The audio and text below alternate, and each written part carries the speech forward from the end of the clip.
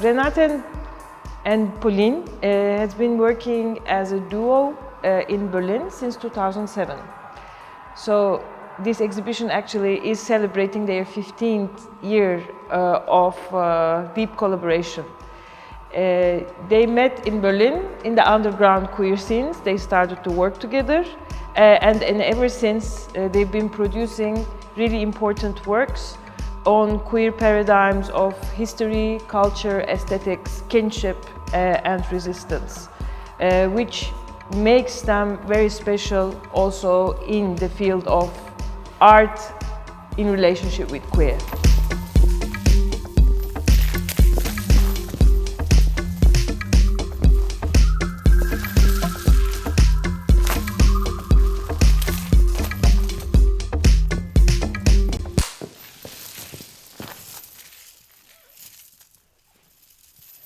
I first saw their exhibition.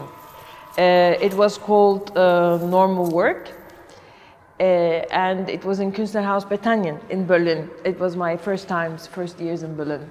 This exhibition is a very special occasion where you are actually witnessing as audience a kinship being developed. A kinship being developed also between me and them as artists and curators, but also between them and the institution and the way they trust and the way they give their work, the way they're generous also as well. So yeah, there we go. And we developed a lot of ideas developed. We produced also new work for the exhibition, which also happens in a very beautiful way here for the first time in conversation with the work that's produced for Venice Biennale, Moving Backwards, for the Swiss Pavilion.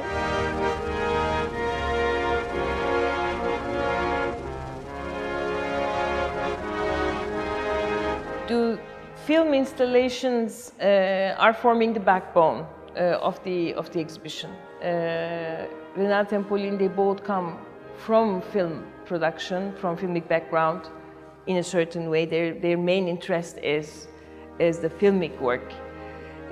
So the film is always the beginning point. And I'm telling this because with Moving Backwards, we have a very particular experiment.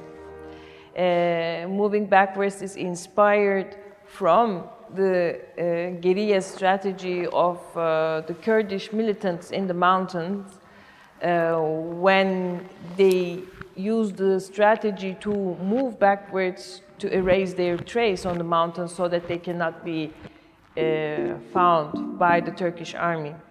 But here, of course, in Moving Backwards, we are seeing a very particular turnover. So this moving backwards, this particular guerrilla strategy then meets with an underground queer strategy of being and existing together, happening in nightclubs, in the music scenes, in the bars, and then introduces a very particular choreography of togetherness and kinship. They shot the film also in a very particular way for the dancers to meet the camera when they were moving backwards. So dancers also had to move backwards and change their dancing choreographies accordingly. And when we look at the film, from the beginning to the end, we really actually don't know where the film starts and where the film ends. We don't know what a point is, like the beginning and the end, and if there's a future or if there's a past. Which brings us to the work No Time. They are sister works.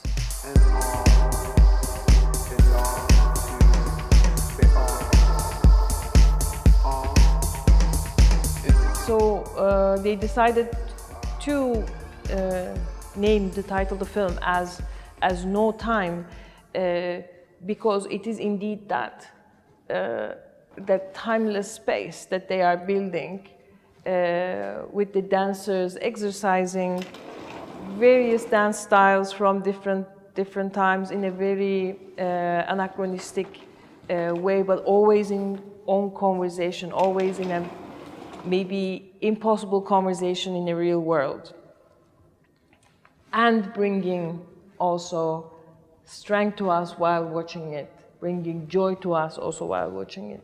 And then at the same time, there are two very strong elements in No Time that have never been used, that they have never been part of Renato and Pauline's universe, which are the sliding doors and the shades.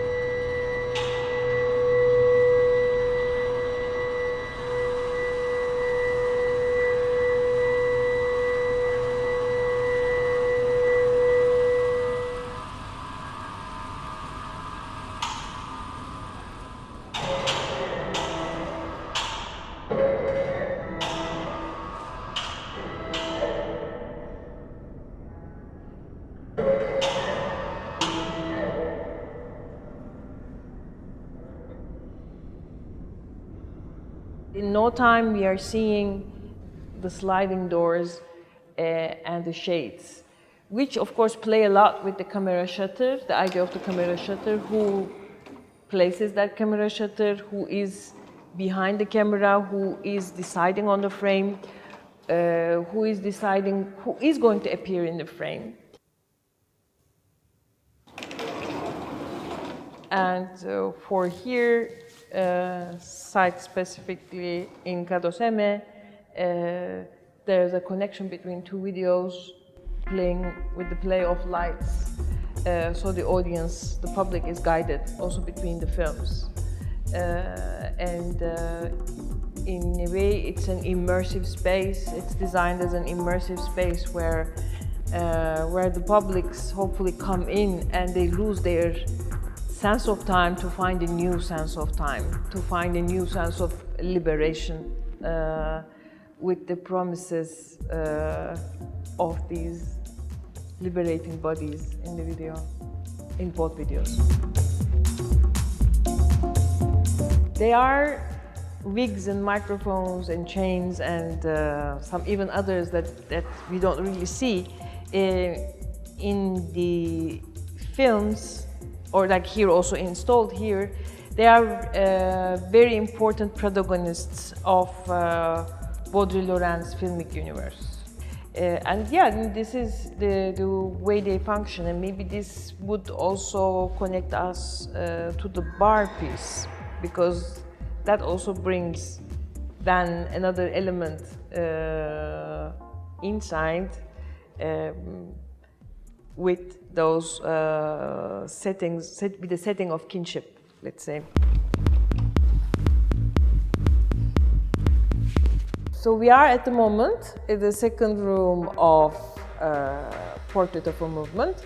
It's an exhibition inside the exhibition, and it's called the Bar Piece. Bar Piece is first conceptualized as part of 2019 pavilion Moving Backwards in Venice Biennale.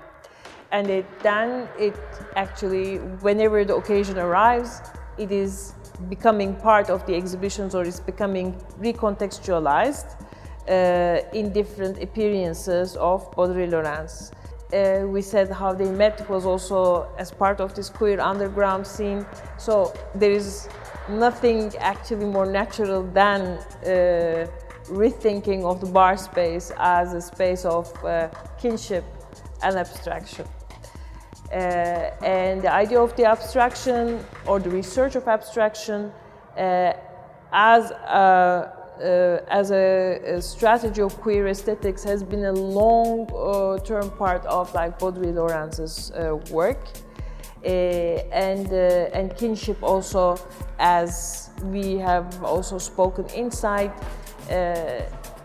is one of the hearts of the Boudry-Lorenz universe, because if you notice, all the team, a lot of like the performers, a lot of like the participants, they're all coming from the same circle. They are the same people, so it is an actually ongoing kinship production that happens also with the work.